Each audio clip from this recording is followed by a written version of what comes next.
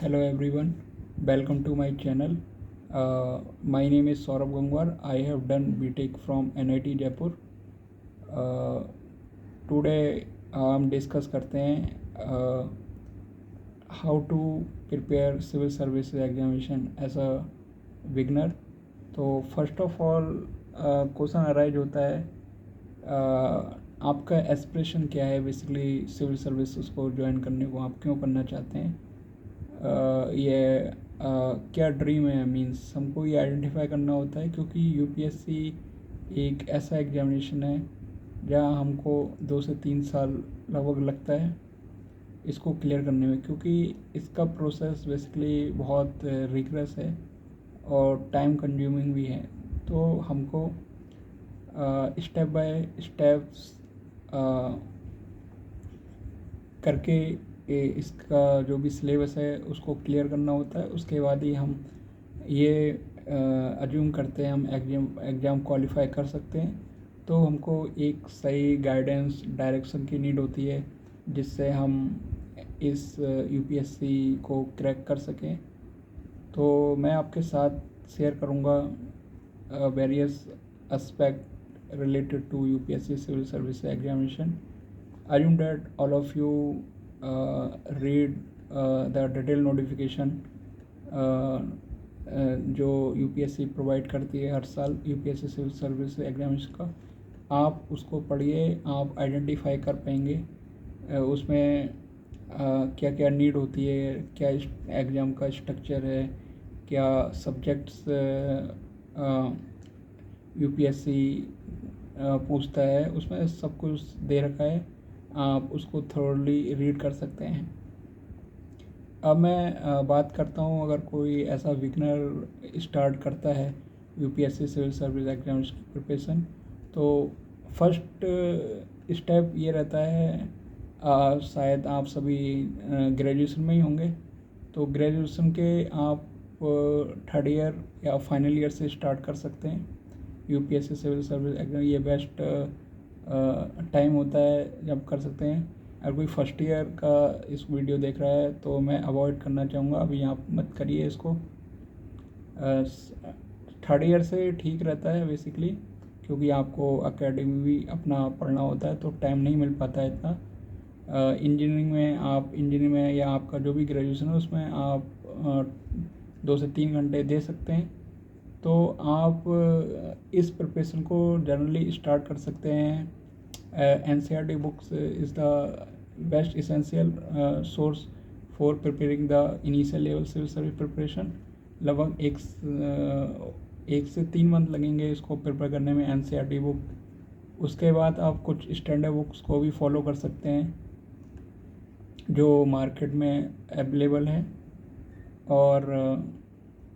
और जो भी आप पढ़ें उसको अभी से अगर आप शॉर्ट नोट्स बनाएंगे तो आपके लिए बेस्ट रहेगा, जिससे कि आप उसको रिवाइज़ कर सकें, रिवीजन एनी टाइम कर सकें अगर आपके पास वो लिखा होगा.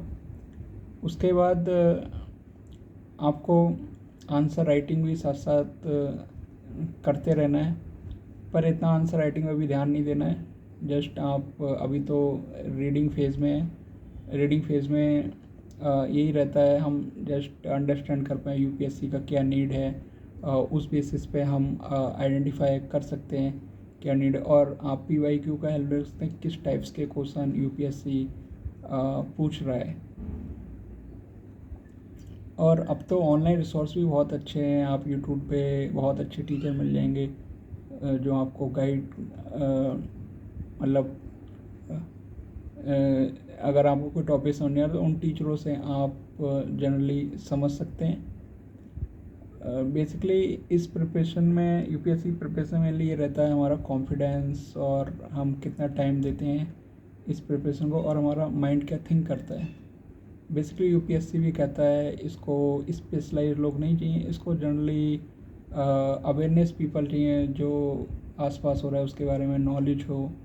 और जो भी चीज़ें होती हैं मतलब, क्योंकि आप देखेंगे तो इसका सिलेबस है इसमें ये सब कुछ पूछता है, like internal security, environment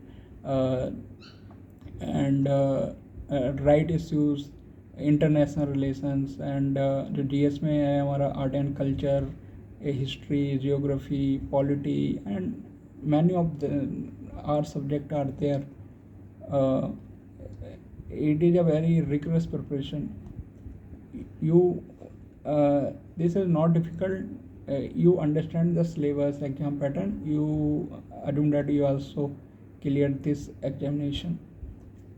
And second, and then I come to on current affairs. Current affairs की बात करते हैं तो आप एक रेडी न्यूज़पेपर पढ़ सकते हैं. अगर मैं इंग्लिश मीडियम की बात करता हूँ तो the Hindu, the Indian express is best one. एक आप पढ़ सकते हैं किसी से में से. अगर anyone from Hindi medium, you generally follow Amar Ujala and Dainik Jagran is the best one. And other things की बात करें, आपको नोट्स प्रॉपर बनाने पड़ेंगे. और इसमें एक जो प्रीलिम्स स्टेज होता है तो उसमें बताना चाहूँगा सीसैट एग्जामिनेशन होता है. ज़्यादा डिफ़िकल्ट नहीं होता है, जस्ट थोड़ा बहुत आप उसको 1-2 महीने में ही प्रिपेयर कर सकते हैं. उसमें reasoning, reading and comprehension and अगर कोई इंजीनियरिंग बैकग्राउंड से तो उसको डिफ़िकल्ट नहीं होती, जस्ट क्वालिफाई हो जाता है. पर हाँ, कोई अगर हिंदी बैकग्राउंड से या मतलब आर्ट स्ट्रीम से तो उसको थोड़ा एफ़र्ट डालने पड़ेंगे इसमें, क्योंकि ये थोड़ा डिफ़िकल्ट होता है, ऐसा ईजी नहीं होता है.